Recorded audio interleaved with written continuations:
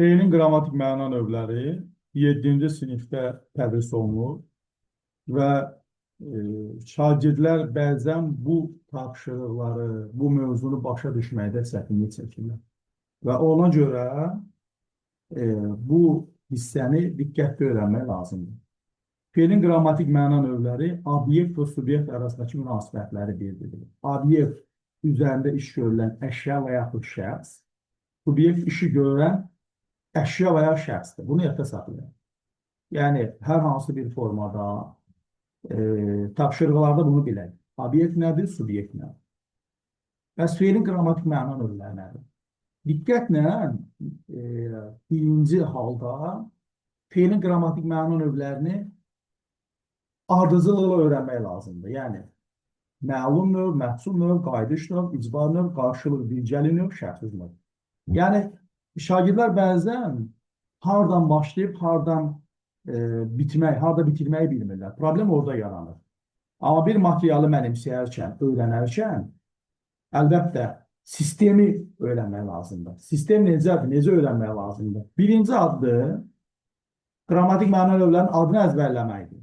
Əgər siz bu videoya baxırsınızsa, deməli, videonu saxlayırsınız, adi bir ağ vərəqə fe'nin qrammatik məna növlərinin adını ardıcıllıqla yazırsınız. Sistemli şəkildə. Məlum növ, məhsul növ, qayıdış növ, icbar növ, qarşılıq, bircəli növ, şəxsiz növ. Birinci addım budur. Bir neçə dəfə müəyyən eləyəndən sonra ki, bunu yadda saxlamısınız, ikinci addıma keçirik. Fe'nin qrammatik məna növlərinin əlamətlərinə, şəkilçilərinə və digər məqamlara. Məlum növün özünə məxsus şəkilçisi yoxdur. Məhsul növ ıl-ın şəkilçilərlə düzəlir. Qayıdış növ ıl-ın şəkilçilərlə düzəlir. İcbar növ dır-tı şəkilçilərlə düzəlir, bəzən ı-la düzəlir. Qarşılıq bircəli növ ış-şı şəkilçilərlə düzəlir. Şəxsiz növ ıl-ın. Deməli, bunu da öyrəndik və yaxud yadda saxladıq. Bəs yoxlamalıyıq, yadda saxladıq yoxsa yox. Onda ardıcılığına nə etmək lazımdır? Yenidən ağ vərəqdə yazırıq. Fe'nin qrammatik məna növləri ardıcıllı olan məlum növ, məhsul növ, qayıdış növ, qarşılıq bircəli növ, icbar növ, şəxsiz növ. İkinci addımda hər bir, axı biz bayaq öyrəndik şəkilçiləri. Məlum növ özünə məxsus şəkilçisi yoxdur. Məhsul növ ıl-ın şəkilçilərlə düzəlir. Qayıdış növ ıl-ın şəkilçilərlə düzəlir. Qarşılıq bircəli növ ışla düzəlir. İcbar növ dır, tı, ırla düzəlir. Şəxsiz növ fe'lər isə yenə ınla düzəlir. Üçüncü addıma keçirik. Üçüncü addım hər bir qrammatik məna növünün məzmunudur. Bu qrammatik məna növdə fe necə təzahür edir, necə ortaya çıxır? Ondan sonra üçüncü addımımız gəlir. Üçüncü addım məzmununu əzbərləyirik. Məlum növdə iş görən qrammatik cəhətdən məlumdur. Gəldim. Məhsul növdə iş görən qrammatik cəhətdən məlum deyil. Qapı açıldı, kim açdığını bilmirik. Qayıdış növdə iş görən işi öz üzərində görür. Uşaq yoruldu. Qarşılıq və ya birgəli növ fe'lərdə ışla düzəlir və iş ya qarşı-qarşıya ya da bircə şəkildə həyata keçirilir. Onların da fərqini biləcəyik. Məsələn, görüşmək, döyüşmək və s. İcbar növ, icbar məcbur sözündəndir, cəbir sözü də buradandır. Deməli, icbar növ fe'llərdə işi üçüncü şəxsə gördürürlər. Mən yazdırdım, özüm yazmamışam, başqa bir şəxsə elətdirmişəm və yəni eləməklə kimsə ortada var. Mən yazdırdım, mən düzəltdirdim və s. Şəxsiz növ fe'llərdə iş görən məlum deyil. Şəxsiz növ fe'llərlə məhsul növ fe'llər yaxınlığa malikdir. Hər ikisini iş görən məlum deyil. Hətta uzun müddət, təxminən 2004-2016-cı, 17-ci illərə qədər dərsliklərdə şəxsiz fe'lləri çıxartmışlar, sonradan yerdən əlavə olundu. Ona görə ki, məzmunu şagirdlər qarışdırırlar, amma burada yadda saxlamaq lazımdır. Hər ikisini iş görən məlum deyil, amma şəxsiz növ fe'llərdə mübtəda olunur. Məsələn, qapı açıldı da, əgər qapı açıldı, məhsul növdürsə, açıldı sözdür. Tapşırığa əməl edildi, bu şəxsiz növdür. Şəxsiz növ fe'llərdə mübtəda olunur. Tapşırığa əməl edildi nəyə? Amma qapı açıldı, qapı mübtəda, asıl cümlədə var. Deməli, öyrənmənin üçüncü addımda biz xüsusiyyətləri öyrənirik. Ondan sonra nümunələri müəyyən edirik və dəfələrlə bir də baxırıq. Burada nümunələri vermişəm. Mən gəldim, məlum növdür. Hava qaraldı. Məlum növdür.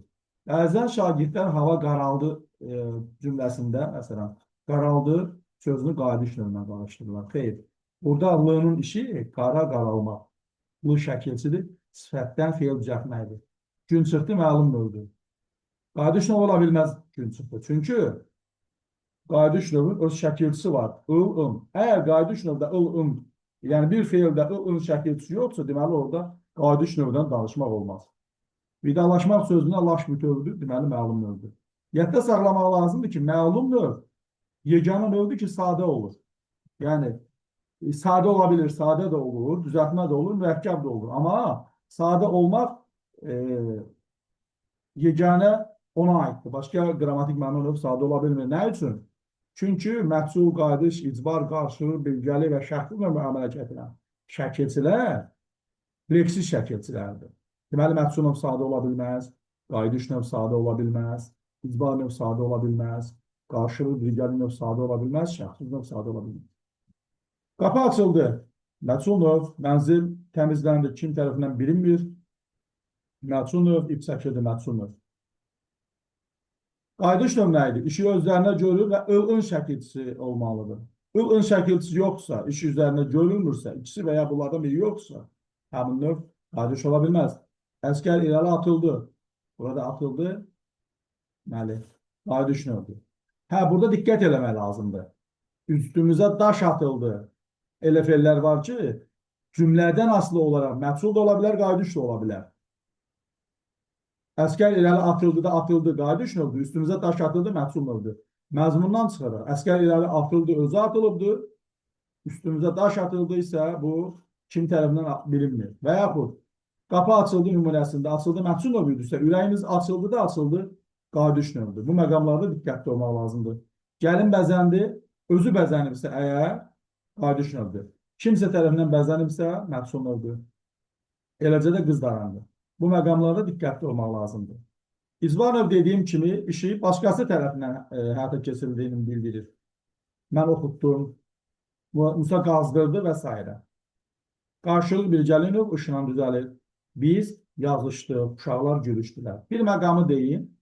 Əgər feil bütün şəxslərdə işlənirsə, məsələn, yazışmaq sözü.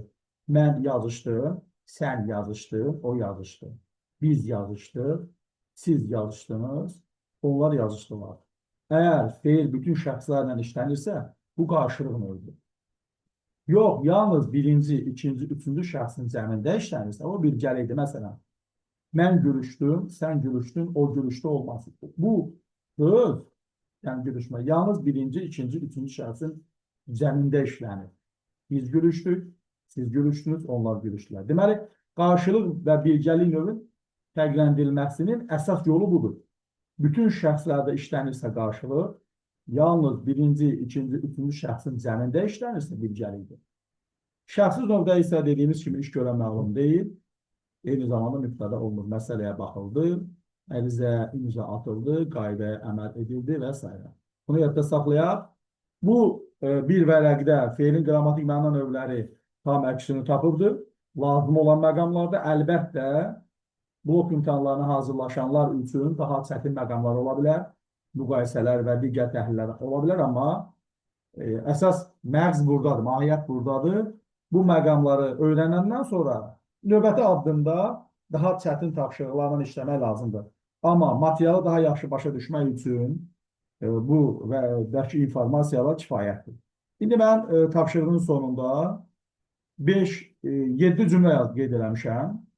Bunların hər birini özünüz müəyyən edin və mən bu videonun altında YouTube kanalında deməli, hər bir feili birinci cümlədə dikilmişdi, ikinci cümlədə alovlandı, üçüncü cümlədə görüşdülər, dördüncü cümlədə keçirildi, beşinci cümlədə rast gəlinir, altıncı cümlədə hava açıldı, yeddinci cümlədə gülüşdülər.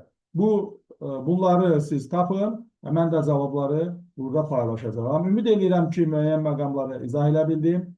Hələlik bu qədər. Sağ olun.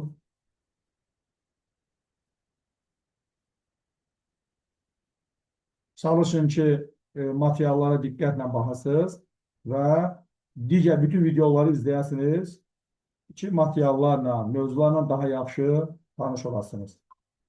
Və yəqin ki, yaxın zamanlarda artıq mətn üzrə tapşırıqların da izahlarını sizə təqdim edəcəyəm. Sağ olun.